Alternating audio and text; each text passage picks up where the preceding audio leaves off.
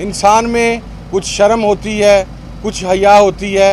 ये इन्हीं के एक बड़े आजमूदा सियासतदान ने हमें बताया था, लेकिन कौम उस वक़्त गलत समझी।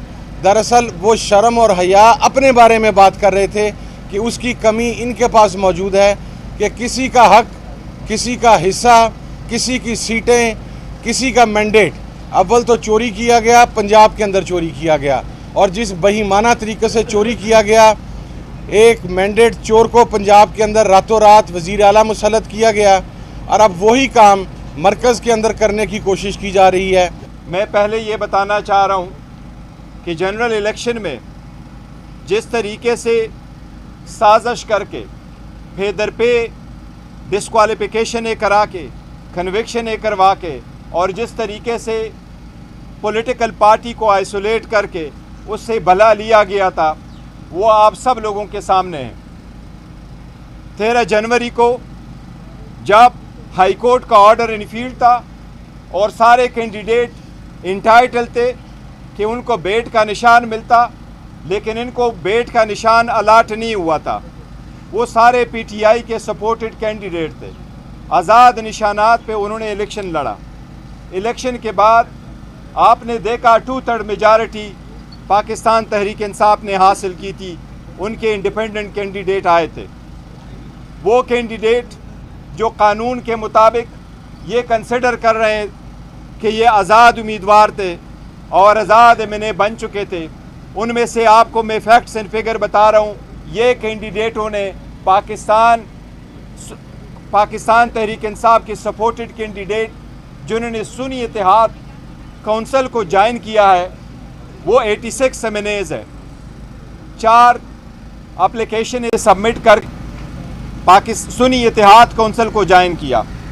इसी तरह पंजाब में 107 एमपीए ने सुन्नी इत्तेहाद काउंसिल को ज्वाइन किया है।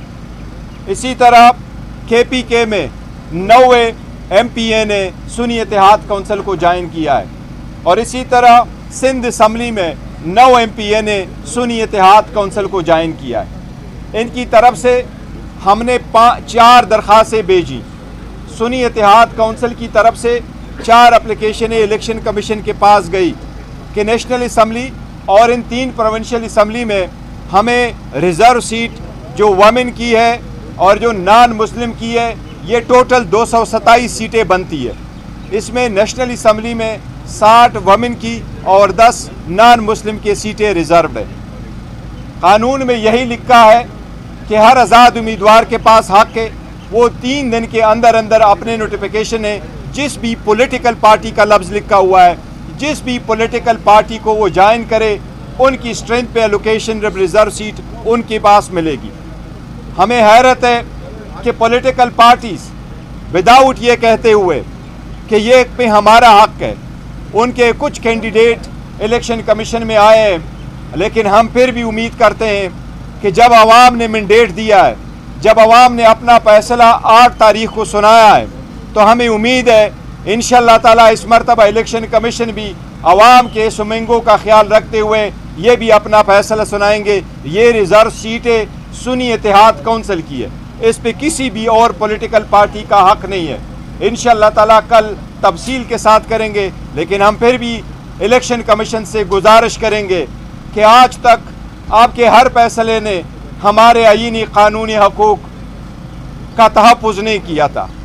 हमें बड़े अंदेशे थे, हमें बड़ी रिजर्वेशंस थी, जिस फोरम पे जाना था हम गए थे, लेकिन हमने आप पे एतमाद किया, आपका एहतराम किया, हर मरतबा आपके पास आए। हम उम्मीद करते हैं इलेक्शन कमीशन इस मरतबा ज़रूर ख़ुद ये सोचेगी कि ये इनका फ़ैसला इंसाफ पे मबनी होगा। मुझे उम्मीद है इंशाअल्लाह कल फ़ैसला होगा, और इलेक्शन कमीशन से ये भी इल्तिजा है कि कोई भी फोरम जब तक रिज़र्व सीटों का फैसला ना हुआ हो तो कोई भी सेशन नहीं हो सकता। पंजाब का सेशन गैर कानूनी तरीके से हुआ, सिंध असम्बली का सेशन गैर कानूनी तरीके से हुआ, नेशनल असम्बली का सेशन अगर होगा वो भी गैर कानूनी तरीके से होगा, क्योंकि पहले सारे फोरम्स जो है, चाहे हाउस है नेशनल असम्बली का, चाहे वो प्रोविंशियल असम्बली के, उनके सारे मेंबरान के नोटिफिकेशन हो जाए, उसके बाद असम्बली बुलाना लाजिम है, उससे पहले नहीं। इसलिए कमीशन से दरख्वास्त है कि इसका भी नोटिस ले और हर सूरत में कल इन सारे रिजर्व सीट पे फैसला फरमाए। अब उम्मीद है चेयरमैन साहब कुछ कहेंगे सुन्नी इत्तेहाद काउंसिल साहबजादा साहब। बिस्मिल्लाहिर्रहमानिर्रहीम। सबसे पहले मैं एक ही बात कहना चाहता हूँ, क्योंकि चेयरमैन बैरिस्टर गौर साहब बड़ी तफसील के साथ तमाम कानूनी नुकात आपके सामने रख चुके हैं और बड़ी एक सरप्राइजिंग चीज़ थी कि हम चूँकि पाकिस्तान तहरीक इंसाफ के इत्तेहादी थे, हम 3 जमातें, और रिज़र्व सीट्स के हवाला से हमने तकरीबन 6 रोज़ पहले एप्लीकेशन दी हुई थी। हमारी एप्लीकेशन को तो दरखुर-ए-इतना नहीं समझा गया, लेकिन रातों रात 6 पटिशन्स दायर होती हैं और आज की डेट भी फ़िक्स हो जाती है। तो मेरा ख्याल है कि होप अगेंस्ट द होप हम ये उम्मीद करते हैं कि इलेक्शन कमीशन ऑफ पाकिस्तान इस मरतबा कम अज़ कम हक़ाइक़ के मुताबिक, आइन के मुताबिक और कानून के मुताबिक फ़ैसला करेगा।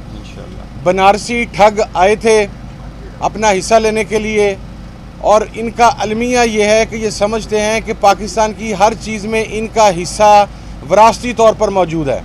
और मेरा ख्याल है कि अगर इनकी ज़हनी कैफियत यही रही तो कुछ अरसे के बाद इंडिया और बांग्लादेश में होने वाले इंतखाबात के हवाला से भी ये पाकिस्तान के इलेक्शन कमीशन में या कोर्ट ऑफ लॉ में ये कहकर पहुंच जाएंगे कि वहाँ पर भी हमारा हिस्सा मौजूद है।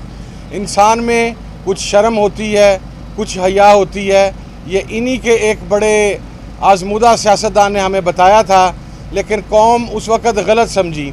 दरअसल वो शर्म और हया अपने बारे में बात कर रहे थे कि उसकी कमी इनके पास मौजूद है कि किसी का हक, किसी का हिस्सा, किसी की सीटें, किसी का मैंडेट। अव्वल तो चोरी किया गया, पंजाब के अंदर चोरी किया गया, और जिस बेईमाना तरीके से चोरी किया गया, एक मैंडेट चोर को पंजाब के अंदर रातों रात वज़ीर आला मुसल्लत किया गया और अब वही काम मरकज़ के अंदर करने की कोशिश की जा रही है। मैं ये समझता हूँ कि चूँकि इत्तेहादी के तौर पर जो एतमाद पाकिस्तान तहरीक इंसाफ ने SIC के ऊपर किया था, हम आखिरी दम तक पाकिस्तान तहरीक इंसाफ के साथ खड़े हैं। उसकी जो भी हमें कीमत भरना पड़े, वो पॉलिटिकल हो, वो जो भी हो, हम उसके लिए तैयार हैं। और इंशाअल्लाह बहुत जल्द इमरान खान कामयाब होकर वज़ीर आज़म पाकिस्तान वापस आएगा और आपको ये बनारसी ठग इस मुल्क से भागते हुए नजर आएंगे।